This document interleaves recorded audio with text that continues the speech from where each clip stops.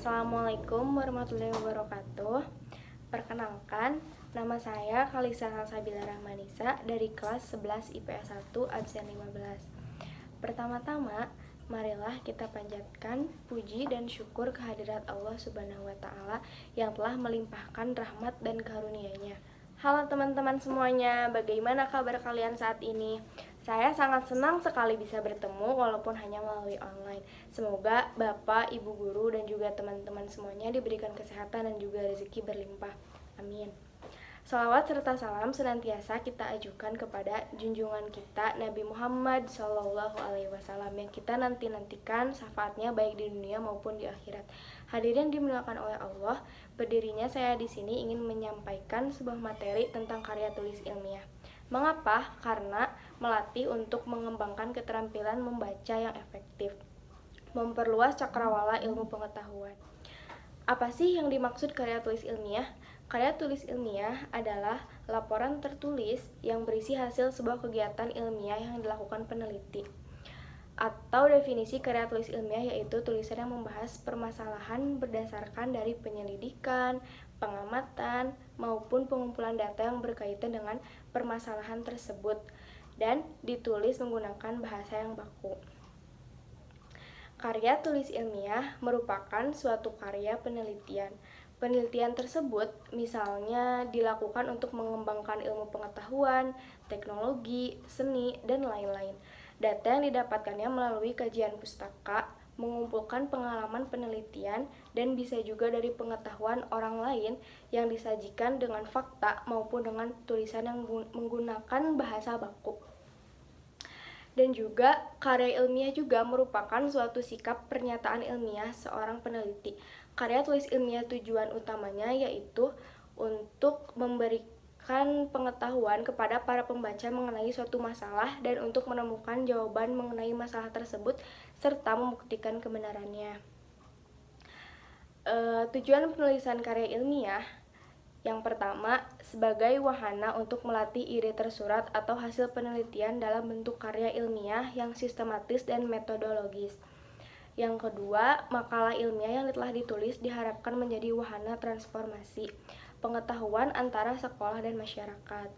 Dan selanjutnya, menumbuhkan etos ilmiah di kalangan mahasiswa sehingga tidak hanya menjadi konsumen ilmu pengetahuan, tetapi juga mampu menjadi penghasil atau produsen pemikiran dan karya tulis dalam bidang ilmu pengetahuan, terutama setelah penyelesaian studinya. Selanjutnya, membuktikan pengetahuan dan potensi ilmiah yang dimiliki oleh siswa dalam menghadapi dan memecahkan masalah dalam bentuk karya ilmiah yang bersangkutan setelah mendapat pengetahuan. Dan yang kelima, melatih keterampilan dasar untuk melakukan penelitian. Adapun ciri-ciri dari karya tulis ilmiah yaitu 1. Reproduktif. Karya ilmiah ditulis oleh peneliti atau penulis harus diterima dan dimaknai oleh pembacanya sesuai makna yang ingin disampaikan. Pembaca harus bisa langsung memahami konten dari karya ilmiah. Yang kedua, tidak ambigu. Sebuah karya ilmiah harus memberikan pemahaman secara detail dan tidak dikemas dengan bahasa yang tidak membingungkan. Dengan begitu, maksud dari karya ilmiah itu bisa langsung diterima oleh pembacanya. Yang ketiga, harus objektif dan hindari kesan emotif. Ciri-ciri karya ilmiah selanjutnya ialah harus objektif dan tidak boleh emotif atau dibuat dengan dasar perasaan penulis. Hal ini penting agar ilmiah yang dibuat dapat menjadi suatu karya objektif, bukan berpihak pada emosi penulis. Yang keempat, menggunakan bahasa yang baku dan memperhatikan cara penulisan yang tepat. Bahasa yang baku maksudnya di sini adalah bahasa yang formal dan resmi sesuai Pedoman Umum Ejaan Bahasa Indonesia (PUEBI). Kelima, menggunakan kaidah keilmuan.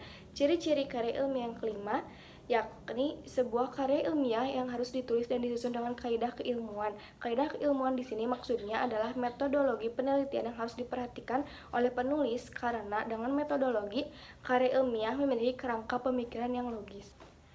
Ciri-ciri karya ilmiah yang terakhir ialah berkohesi dan menggunakan kalimat yang efektif. Berkohesi di sini maksudnya adalah antara satu bab dengan bab yang lain harus saling berkesinambungan, terutama isinya. Hindari menggunakan kalimat yang tidak efektif alias bertele-tele dalam menulis sebuah karya ilmiah. Untuk macam-macam karya tulis ilmiah ada Yang pertama, artikel, tulisan yang berisi pendapat subjektif yang penulisannya tentang suatu masalah atau peristiwa.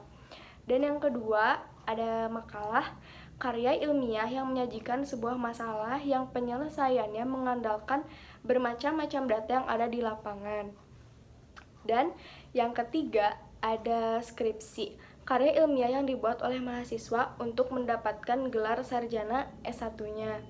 Dan yang keempat, kertas kerja atau work paper pada dasarnya sama dengan makalah, namun dibuat dengan analisis yang lebih mendalam dan tajam serta dipresentasikan pada seminar atau loka karya yang biasanya dihadiri oleh ilmuwan. Dan yang kelima, yaitu paper, sebutan khusus untuk makalah di kalangan mahasiswa dalam kaitannya dengan pembelajaran dan pendidikannya sebelum menyelesaikan jenjang studi diploma S1, S2, dan atau S3. Dan yang keenam, yaitu tesis, karya tulis ilmiah mahasiswa untuk menyelesaikan program studi S2 atau pasca sarjana yang bersifat lebih mendalam dibandingkan dengan skripsi. Dan yang terakhir, yang ketujuh, yaitu disertasi, diperuntukkan bagi mahasiswa program S3 atau meraih gelar doktor. Yang terakhir, ada struktur karya ilmiah. Bagian pendahuluan ini berisi dasar dalam penelitian ilmiah yang dilakukan, masalah yang diangkat, dan mekanisme dari penyelesaian masalah tersebut. Yang kedua, bagian isi dan pembahasan. Bagian dari isi dan pembahasan biasanya terdiri dari 1 atau 2 bab dengan jumlah bab yang tergantung pada seberapa pembedahan dan pembahasannya dari bahan penelitian itu sendiri. Dan yang ketiga, bagian penutup dan kesimpulan. Bagian dari kesimpulan adalah hasil analisis penelitian dari bagian isi dan pembahasan, dengan kesimpulan yang disampaikan di bagian yang berupa penjelasan singkat dan padat tentang hasil analisis. Biasanya bagian ini terdiri dari 1 bab saja dan ditambah dengan paparan saran. Nah, itu dia materi tentang karya tulis ilmiah. Sekarang kita dapat memahami betapa pentingnya materi karya tulis ilmiah untuk kita semua. Saran dari saya, marilah memahami lebih dalam lagi apa itu karya tulis ilmiah. Sekian yang dapat saya sampaikan. Mohon maaf apabila ada kata-kata yang kurang berkenan. Terima kasih sudah mendengarkan materi yang saya sampaikan. Semoga bermanfaat bagi kalian semua. Wassalamualaikum warahmatullahi wabarakatuh.